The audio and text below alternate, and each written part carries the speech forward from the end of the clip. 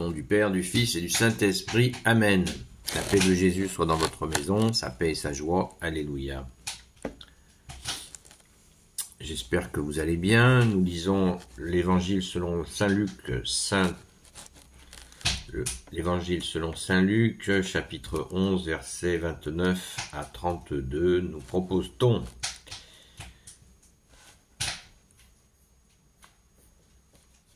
Comme la foule devenait plus nombreuse, Jésus se mit à dire : « Cette génération est une génération mauvaise.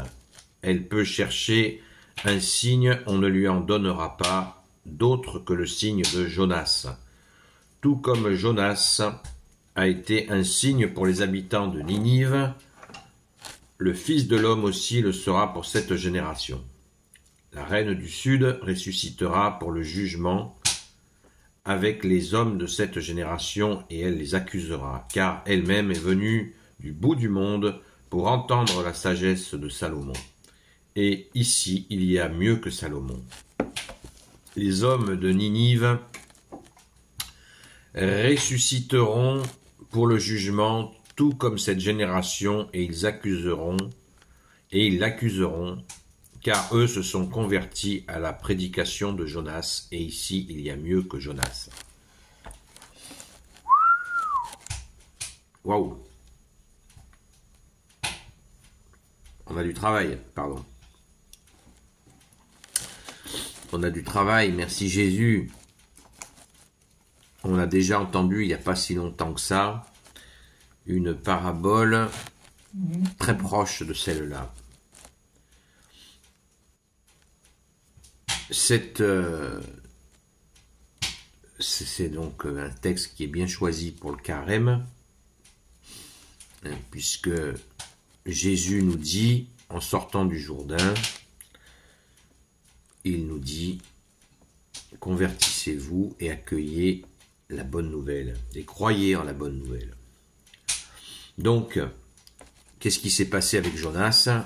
Eh bien, Ninive était une ville qui était rempli de péchés et de pécheurs. Et qu'est-ce qu'a fait le prophète Jonas, pardon? Eh bien, vous savez, c'est ce prophète qui est resté 3 jours dans la bouche du poisson, dans la gueule du poisson, et il en est ressorti. Il hésitait à faire sa mission, et finalement il l'a faite. Il a demandé au peuple de Ninive de se repentir, ce qu'il a fait, ce qu'a fait ce peuple. Donc Jésus fait une comparaison, puisqu'il dit cette génération est mauvaise. Cette génération, c'est ceux que Jésus a en face de lui, qui se sont appropriés la révélation du Père, de l'Éternel, comme il l'appelait, de Yahvé, pour en faire leur petite cuisine personnelle. Et ça, Jésus ne l'accepte pas, il le traduit comme étant mauvais. Voilà, c'est mauvais. Donc, quand c'est mauvais, il faut se repentir. C'est ce que Jonas a constaté dans cette ville de Ninive, qui risquait d'être rasée par la puissance de Dieu. Donc, les habitants de Ninive ont regretté leur attitude. Et du coup, la ville n'a pas été rasée, ils se sont repentis. Donc, voilà le message de Jésus quand il dit « Vous n'aurez rien de mieux que Jonas. Vous n'aurez pas rien de plus que Jonas. » La référence à la reine du Sud qui a ressuscité en venant écouter la sagesse de Salomon, et Jésus précise « Et ici, il y a mieux que Salomon. » Qu'est-ce que ça veut dire? Bizarre, ça. Et Jésus, en rappelant Ninive, dit que les habitants de Ninive se sont convertis, et Jésus rajoute la même phrase « Et ici, il y a mieux que Jonas. » Ça fait 2 fois mieux. Il y a mieux par rapport à ce qu'a dit Salomon, par rapport à la sagesse de Salomon, il y a mieux que la sagesse de Salomon, et il y a mieux que l'appel de Jonas à la conversion. Il y a mieux ici, vous avez compris, c'est Jésus qui est en face d'eux. Voilà, mais eux, ils sont totalement aveuglés. Ils ont le Messie, le vrai, l'unique Messie, le Fils de Dieu en face d'eux, qui leur dit « Repentissez-vous, accueillez le Sauveur, le Messie », et eux ne l'accueillent pas. Ils ne l'accueillent pas. Et pire que ça, certains d'entre eux veulent l'éliminer physiquement. C'est terrifiant.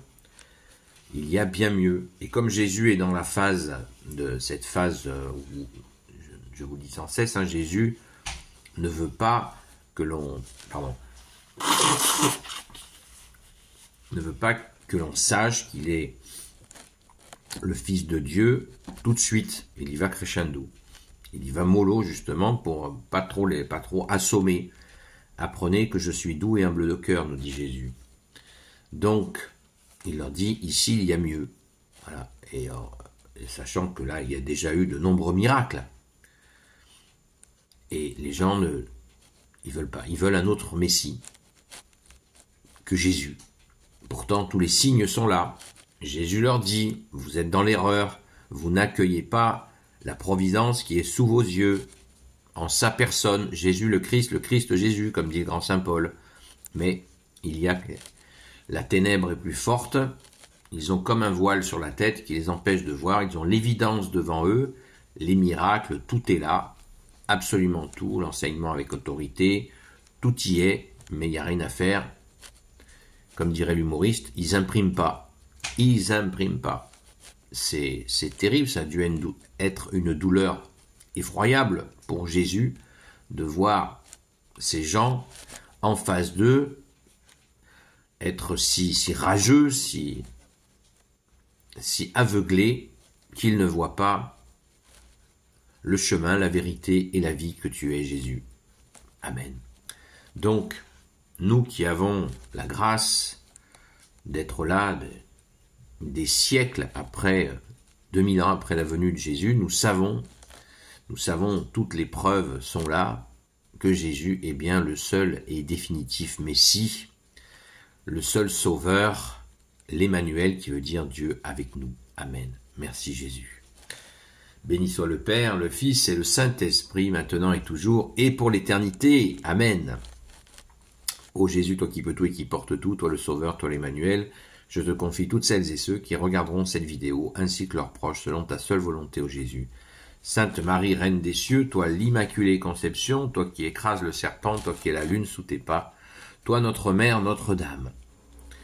Saint Joseph, toi le juste et le saint, toi le sage, toi la terreur des démons, toi le saint gardien de la Sainte Église catholique apostolique, Sainte Marie-Madeleine, notre chère Sainte Patronne, et vous, tous les saints et saintes, amis de toi, ô Jésus. Saint Michel Archange, qui est comme Dieu, Saint Gabriel Archange, Saint Raphaël Archange, et vous tous les anges qui servez Jésus, je vous confie toutes celles et ceux qui regarderont cette vidéo, ainsi que leurs proches, selon ta seule volonté, ô Jésus. La paix de Jésus soit dans votre maison, et continuons notre carême avec cette phrase qui résonne toujours dans nos têtes, celle qu'on dit tous les prêtres qui ont posé les cendres sur nous, eh bien, il y a une semaine, puisque nous sommes mercredi, en disant « Convertissez-vous et accueillez la bonne nouvelle. Croyez en la bonne nouvelle. Convertissez-vous et croyez en la bonne nouvelle. » Merci Jésus de nous donner la force de croire. N'oublions pas que la foi est un don que nous avons reçu à notre saint baptême dans les 3 vertus théologales, 3 vertus de toi Jésus qui est Dieu, avec ton Père et l'Esprit Saint. Nous recevrons la foi, l'espérance et la charité. Amen. Et tu nous dispenses l'Esprit Saint selon ta volonté. Amen. À très vite.